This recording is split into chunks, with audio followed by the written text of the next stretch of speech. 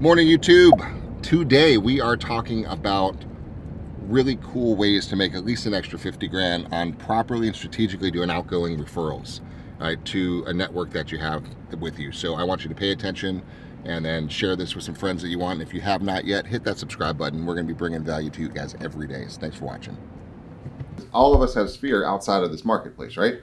And everybody, if you could just, Ray could just build an entire business going to just for sale by owners, every one of them in Tampa Bay, and say, hey, I'm Ray. I am an agent, but I do not want your listing. I hate listings. I never want one. So just relax. I'm not here to get your listing. Where are you moving? I want to represent your ass in the buyer transaction. Where are you moving to? What can I do to help you? Cost you nothing. I will make sure that you get a rock star wherever you're moving to, and I will personally watch that transaction and help every step of the way. What if you did that? There's 500 for sale by owners in Tampa Bay right now, and you just did that. Could you get 3, 4, 5 OGRs moving somewhere? And all you have to do is send them out through the system, and you're going to get a few $1,000 every time somebody sells something somewhere else. It's time to be someone I want to recognize.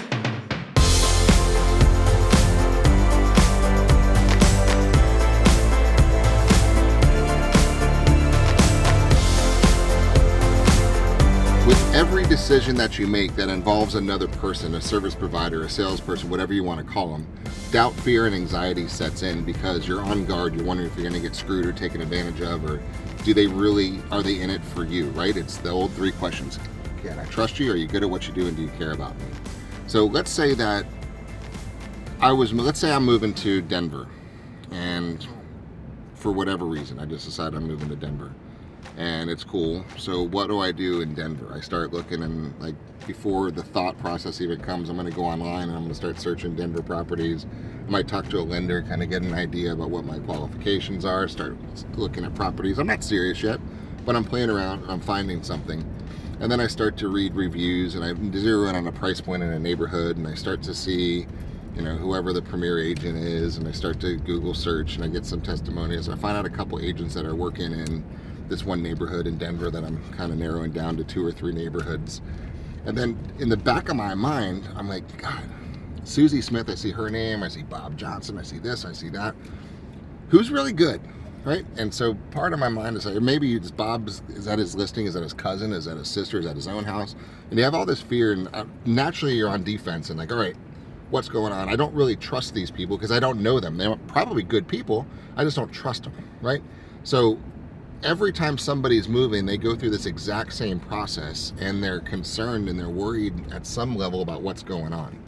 So that's where we come in, because if you do this right, your job is to make sure that your entire network, your sphere of influence, your center of influence, your network, your natural market, whatever you want to call it, you need to make sure that you are completely top of mind, right? I don't care what happens in their life. If it's attached to a house, they need to be thinking about you, right? We joke a lot. If they want a coconut tree, they better call you. They want a new fence, they want to call you. Need a pool? Got it. Your roof's leaking? Call me. You're certainly, if you're going to move, call me. But here's where it goes a little bit deeper.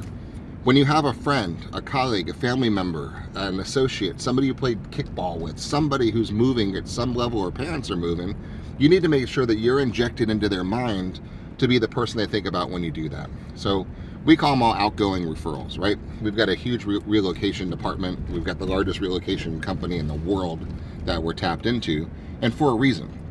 Because if you told me that you were moving to Cincinnati for a badass job transfer, we're going to be excited as hell, but I need to make sure that you think about, hey, when you're moving, make sure, let me have your back, right? I will find the best person in Cincinnati to help you, right? I will do the research. I'll narrow it down to the best 2 or 3 people.